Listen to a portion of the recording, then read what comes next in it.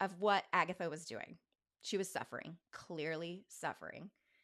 And she stuffs it down and she shrinks herself down. And then finally, there's this giant catastrophe. So, within researching all this stuff, I'm like, Lord God, I don't want to have a catastrophe. I don't want to. And I know like a lot of people have this moment where you're like, oh my gosh, I just kind of wish I would get in a car accident so I could like stay in the hospital for like 7 days and just like no one could talk to me.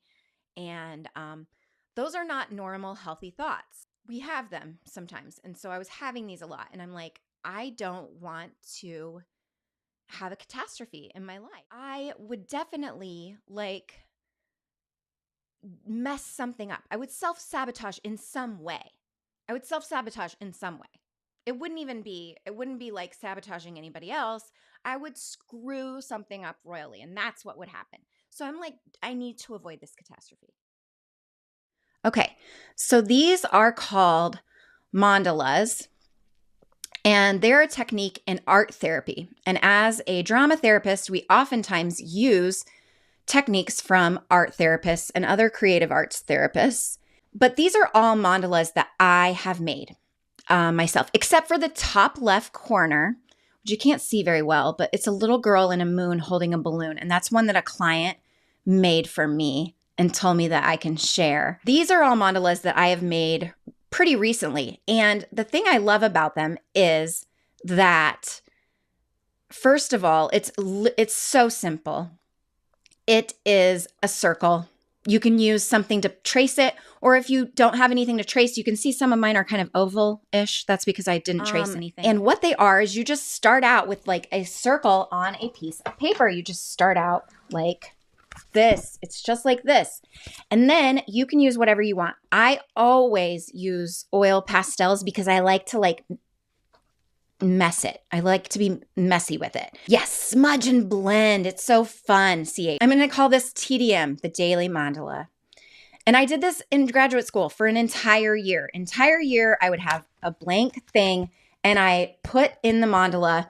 Now, you don't have to use words at all. I like to title mine just because I like words. Some people don't title them. They don't date them, whatever. I like to title them. I like to date them. So a lot of times what I do is I will title them or I will put in a lyric from a song or something that is why I did it. I love these because, and I taught these to my daughter too, and this is the reason I taught them to her. They're very private.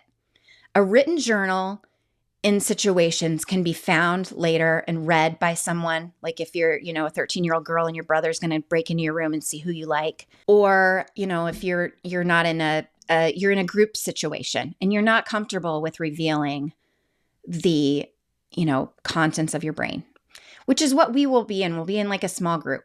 So I love them because they offer just a glimpse to yourself. My discipline, T. Cancella, is that I am a registered drama therapist, and this is an art therapy activity that actually, this is something that Carl Jung used to do every single day. He is one of the grandfathers of psychotherapy. I taught her these things because she can have a picture in there that really means I hate mom. And even if I see it on her bed, I'm not going to know what it means because it's a picture that she drew and they're colors. And a lot of times the act of putting that into that circle, which is a container, it contains it. So you want to stay within the container. That really helps. You sort of feel like what I said before, like you purge it all out. Sort of feel like it's contained and you can turn the page on the day. I think the best practice for this that has worked for me is when I do it every day, I do it at a certain time every day. They take like 5 minutes typically. And there's no rhyme or reason. So if you have nothing that day, then fill it in with a color and date it and move on. There's no right or wrong answer.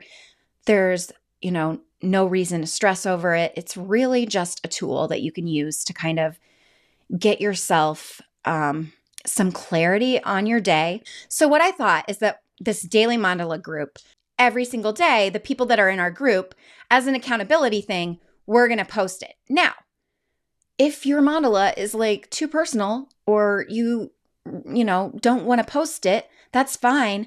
Just be like, hey, I did my mandala today and show us, this much of the mandala.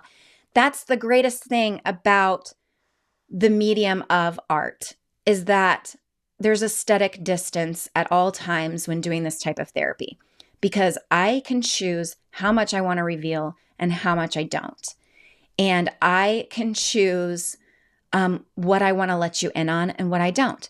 I may post my mandala and say, hey, I did this mandala because of X, Y, and Z that's going on in my life. I don't know if you guys knew this was going on with me or whatever. Or I can literally just post a picture of a filled in circle and that's it.